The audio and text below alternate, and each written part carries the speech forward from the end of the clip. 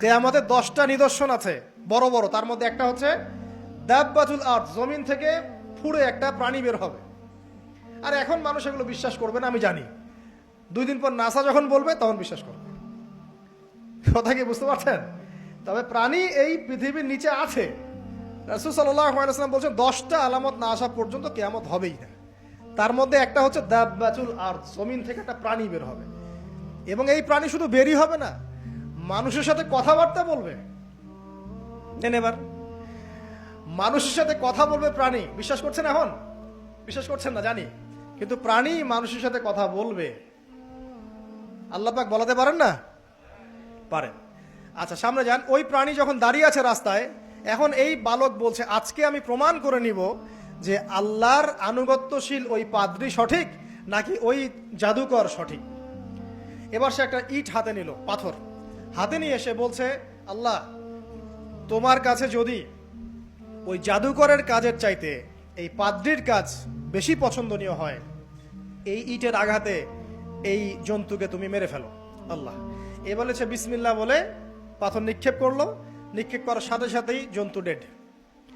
তখন তার আইন আল ইয়াকিন, হাক্কুল ইয়াকিন হয়ে গেল যে হ্যাঁ, আল্লাহর কাছে এই পাদ্রীর আমলই সবচেয়ে বেশি পছন্দনীয়। তার আর মনে কোনো সংশয় থাকলো না। কিশোর মানুষ না, কতটুকুই বা বোঝেন নাই? এবার তার মধ্যে একটা ইয়াকিন চলে আসলো এবং সে পরিপূর্ণ মুমিন মুসলিম হয়ে গেল। এবার যখন সে রাজ দরবারে যায়, তার কাছে পেশেন্ট আসে, মানে একজন মানুষ এসেছে, সে বলছে যে আমার চোখে সমস্যা। সে চোখে হাত দেয়, হাত দিয়ে বলে যে আপনি আল্লাহর প্রতি ঈমান নিয়ে আসেন, আমি আল্লাহর কাছে দোয়া করব, চোখ ভালো হয়ে যাবে। এভাবে পেশেন্ট আসে, সে বলে আল্লাহর প্রতি ঈমান নিয়ে আসেন, আমি দোয়া করব, ভালো হয়ে যাবে। এভাবে আস্তে আস্তে তার নাম এবং খ্যাতি ছড়িয়ে পড়তে লাগলো।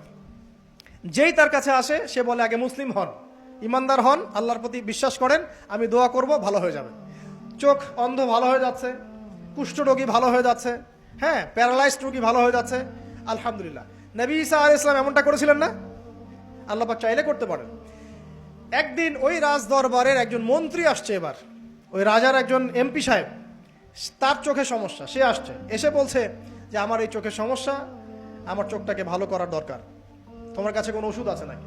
সে বলছে যে আপনি আল্লাহর প্রতি ঈমান নিয়ে আসেন, আমি আল্লাহর কাছে দোয়া করব, আপনি ভালো হয়ে যাবেন। এবার সে আলহামদুলিল্লাহ ঈমান নিয়ে আনলো এবং সে ভালো হয়ে গেল।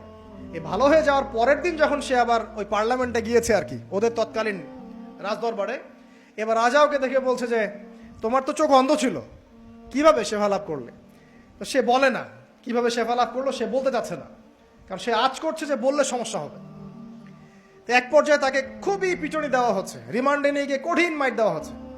এক পর্যায়ে সে মারের যন্ত্রণা সহ্য করতে না পারে বলে ফেললো যে ওই বাচ্চা, তার কাছে গিয়ে আমি আরোগ্য লাভ করেছি এবং সে আমাকে বলেছে যে তার রবের প্রতি ঈমান নিয়ে আসতে, তাহলে আমি শেফা লাভ করব। এই বাচ্চা এখন বলছে ফেরাউনের মতো যে আয়না রব্বুকুমুল আ'লা, আমি তো তোমাদের রব। নমরুদের মতো আমি তো তোমাদের রব, ঠিক আছে, আমি ছাড়া তোমাদের কে রব আছে? আমি তো জানি না যে আমি ছাড়া তোমাদের কোনো ইলাহ আছে। এবার এই লোকটাকে হত্যা করা হলো, এই এমপি সাহেবকে হত্যা করা হলো, বিকজ সে ঈমান নিয়ে আস। এবার সেই বালককে ডেকে আনা হচ্ছে, বলা হচ্ছে বলো তুমি নাকি তোমার রবের নাম দিয়ে মানুষের ট্রিটমেন্ট করা শুরু করেছো? তখন সেই বালক বলছে হ্যাঁ, আমি এক আল্লাহর প্রতি বিশ্বাস করি এবং তার রাসূলের প্রতি বিশ্বাস করি, তার প্রেরিত আসমানি কিতাবে বিশ্বাস করি।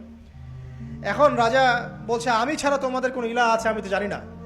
এই সৈন্যবাহিনী শোনো, এই বালককে ধরো, ধরে নিয়ে গিয়ে উঁচু পাহাড়ে নিয়ে যাও, ওখান থেকে ফেলে দাও। কথা বুঝতে পারছেন? এবার তাকে নিয়ে যাওয়া হলো, ক্রস ফায়ার দেওয়া হবে, এবার উপরে নেওয়া হয়েছে, একদম পাহাড়ের উপরে।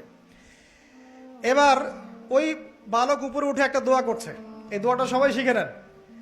ওই বালক উপরে উঠে দোয়া করছে আল্লাহুম্মা কফিনিহিম বিমা শি'তা, আল্লাহুম্মা কফিনিহিম বিমা শি'তা, আল্লাহুম্মা কফিনিহিম বিমা শি'তা। পাহাড় থরথর করে কাঁপা শুরু করলো এবং ওই সৈন্যবাহিনী পাহাড় থেকে পড়ে গেল, বালকের কিচ্ছু হলো না। আমি কিন্তু বানোয়াট কোনো গল্প বলছি না, এটা কোরআন থেকে বলছি এবং এটা তাফসীর। আপনি যে কোনো তাফসীর পড়েন, মারিফুল কোরআন, তাফসীর ইবনে কাসির, জালালাইন পড়ে দেখেন, জাস্ট পড়ে দেখেন আমার সাথে ডিবেট করার আগে। এবার সে বালক হেঁটে হেঁটে চলে আসলো রাজদরবারে। আবার কি ব্যাপার, তুমি মরো নাই? না, আল্লাহ আমাকে বাঁচিয়েছেন, আমার রব আমাকে বাঁচিয়েছেন। আবার পাঠানো হচ্ছে আরেক দল সেনাবাহিনীকে নিয়ে, যাও এবার ওকে সমুদ্রে নিয়ে যাও, সমুদ্রের মাছ সমুদ্রে ডুবিয়ে দিবে একদম। আবার সে ওখানে গিয়ে বলল আল্লাহুম্মা কফিনিহিম বিমা শি'তা, হে আল্লাহ, অর্থ হচ্ছে হে আল্লাহ আমার বিপক্ষে যারা আছে আপনি যা দিয়ে ইচ্ছা ওদের বিরুদ্ধে আমাকে সাহায্য করেন।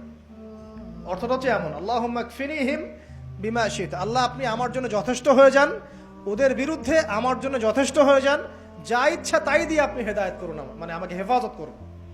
ঠিক আছে, আল্লাহুম্মা কফিনিহিম বিমা শি'তা, ছোট্ট দোয়া। এবার ওই সমুদ্র উত্তাল হওয়া শুরু করলো এবং ওরা জাহাজ থেকে পড়ে গেল। এই বাচ্চা সেফলি আবার চলে আসলো রাজদরবারে। বিশ্বাস করছেন না?